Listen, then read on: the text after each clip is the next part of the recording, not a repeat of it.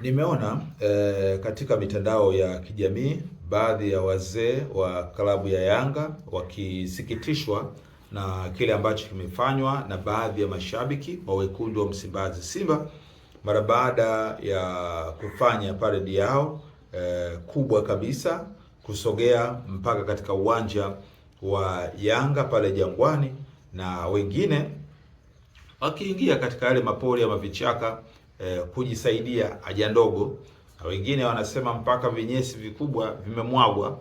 Sasa kitu kama hiki nadhani inabidi Ahmed Ally, afisa habari wa klabu ya Simba, pengine ajitafakari pia kwa kauli zake, kwa namna ambavyo amezungumza ama kueleza lugha aliyoitoa. Ukiangalia mashabiki wengi wanashindwa kuelewa kwamba ukimwambia mtu nenda kachibe dawa, tafsiri yake kwa hapa Tanzania nenda kajisaidie. Hiyo lugha imetumika sana hata katika magari ya mikoani na bado inaendelea kutumika. Kwa hiyo nadhani sio jambo zuri sana hili tukilinyamazia, it means litaweza kwenda mbali zaidi. Itafika hatua sasa katika msimu mpya unaokuja, kuna timu itachukua ubingwa, wataenda kushusha kubwa kwa wapinzani wao. Narudia tena, itafika hatua kama tusipozungumza masuala haya ambayo sio ya football, tuseme ni utani uliopitiliza, tukinyamaza kimya, msimu ujao aidha mmoja wao akachukua ubingwa, tutashuhudia haja kubwa zinaenda kumwagwa. Sasa haja kubwa zinapoenda kumwagwa katika uwanja wa mtu ama katika jengo la mtu, hapo kidogo kuna vitu vinakuwa vinatofautiana. Lazima kutakuwa na taharuki, kwa sababu ina harufu mbaya, na hata haja ndogo pia nazo zina harufu mbaya. Sasa nadhani ifike mahala wasemaji wa hizi klabu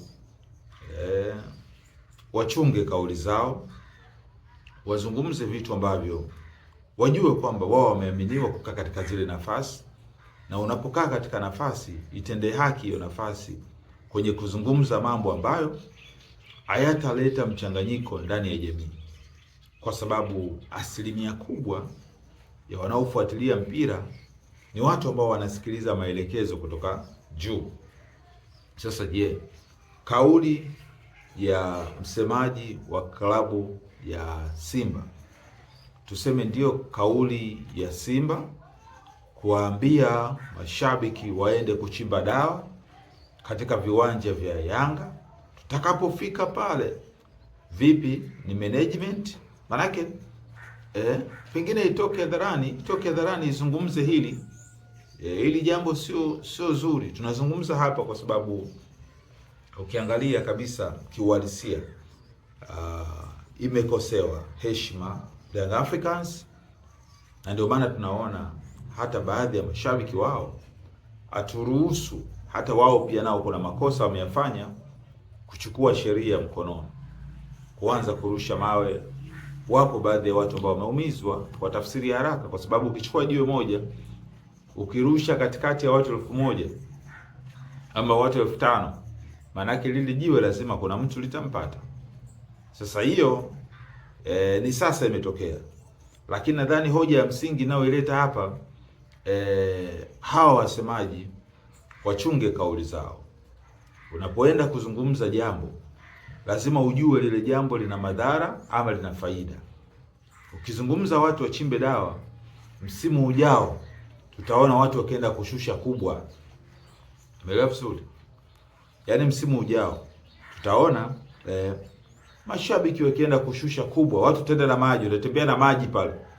Nafika mtu anachamba anashusha mzigo, anachamba pale, anaondoka. Sasa katika kauli hii yenye ukakasi, nadhani zisipewe nafasi kauli za namna hii, zisirudiwe tena. Ni kweli Ahmed ni mshikaji wangu, ni jamaa yetu sana, lakini kwa kauli hii brother, umeteleza, na pengine ungetoa tafsiri au ungeomba radhi kwa kauli hii. Umeteleza, ungeomba radhi, kwa sababu hata kile ambacho kimejitokeza sasa, misunderstanding, miscommunication kati ya mashabiki baadhi yao wa Simba na wa Yanga umesababisha kwa kauli yako. Nadhani kama ingekuwa wale mashabiki umewaambia tu bwana, klabu ikitoka airport itapita Karume, itapita Kigogo Sambusa, itapita pale Jangwani, tutasherekea kidogo alafu tutaondoka, sidhani kwamba watu wangeamua kuingia kuchimba dawa. Manake ulitoa kauli ya ukakasi, kauli ambayo haina afya kwenye mpira wetu. Ninazungumza kwa sababu msimu huu tayari umeshaisha. Kuna msimu mwingine ambao unakuja. Sasa kauli kama hii, je, itakapotokea Young Africans mashabiki wao wakareact zaidi, wakati wengine wameshika maji, wanashusha injini zao pale, wanashusha vyakula vyao, wanashusha kubwa zao, watu wanakula, siwezi kuzungumza sana, lakini sio kauli nzuri yenye afya katika mpira wetu. Toka hadharani, ombe radhi Yanga. Nimeona jana brother wetu Haji akifanya mahojiano na wewe, akikuoji kwamba vipi ukaleta ujanja kidogo, kasema bwana, nilichokisema mimi, watu wameenda kufukua pale kuchimba dawa ambazo pengine zimewapa ubingwa kwa muda mrefu. Lakini kauli yako ilivyotafsiriwa, walivyotafsiri watu, ndicho walichokifanya. Zipo klipu ambazo zimeonyesha watu wakichimba dawa. Katika kuchimba dawa wakijisaidia. Hakuna sehemu ambayo ilikuwa inafukuliwa pale. Walikuwa wakijisaidia. Kwa hiyo tafsiri yako ilikuwa ni watu kwenda kujisaidia, kushusha haja zao kule. Sasa kitu ambacho sio kizuri. Nadhani hili tumesema tulizungumze, tulieleze kwa maslahi mapana ya football, kulitafakari, sio kwa ubaya, lakini jambo la heri tu. Kauli kama hizi hazina afya kwenye mpira wetu.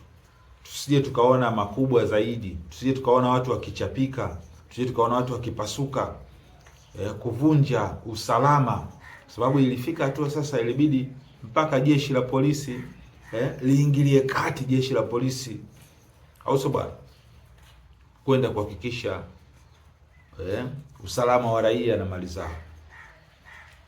Hii kwenye football haina afya. Kwa hiyo wewe msikilizaji ama mtazamaji, je, unaiunga mkono kauli yake? Ama hata kama ni shabiki wa Simba, pengine katika hili unaliona, sababu msimu ujao sije watu wakaenda kushusha kinyesi pale Msimbazi, Young Africans na wanapita na pale ni rame maduka ya watu pale wafanye biashara. Itakuwaje kama na wao sasa wataamua wataenda na maji yao wanaenda kujisaidia kubwa pale? Au wanaenda kujisaidia ndogo pale, itakuwaje? Maana yake itakuwa ni vurugu. Sasa kwa kama ni kuhatarisha maisha ya watu, sababu taharuki yoyote ni jambo ambalo linapingwa na nchi yetu. Rapsha yoyote ni jambo ambalo hata sisi wachambuzi tunalipinga. Ukizungumzia football tutakuunga mkono, lakini ukizungumza vitu vya namna hii kidogo, brother, umepianga katika hili. Nadhani hata wewe mwenyewe ukikaa ukitafsiri utaona bwana Costa anaongea ukweli katika hili. Generator anaongea ukweli katika hili. Watoke ama toka hadharani kawaombe radhi mashabiki hata wa Simba, lakini pia waombe radhi mashabiki wa Yanga ama timu yao kwa namna ambavyo umesababisha uwanja wao unuke harufu mbaya. Utokwe na harufu ya mikojo, utokwe na harufu ya kinyesi, kitu ambacho hakijawahi kufikiriwa. Na ndio maana tunasema kuna wakati unafika hata baadhi ya watu ambao walikuwa wanakusupport watakuwa against na wewe. Kwa nini? Kwa sababu ya kauli ambayo wewe umeitoa. Sasa rai yangu, hawa wasemaji msichanganye maneno ambayo yanaweza kaibua taharuki katika mpira. Msiibue taharuki katika football. Football ituunganishe, tuendelee kuwa wamoja, ni jambo zuri. lakini isitugawe.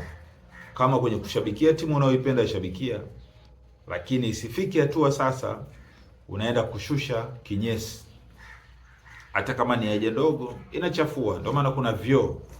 Basi wangeenda kujipanga foleni pale pale Jangwani, wangeenda kujipanga foleni, wapite waingie chooni labda wakajisaidia. Lakini sio kushusha pale, watu wanakaa juu na wanapiga story pale, wengine mazingira yanachafuliwa. Kwa hiyo hili jambo halikubaliki kwa masuala ya mpira, na hata msimu wa ligi unaanza, kwa sababu watu watachukua ligi kuu. Je, wakienda kujisaidia haja kubwa maeneo, vurugu inaweza ikatokea.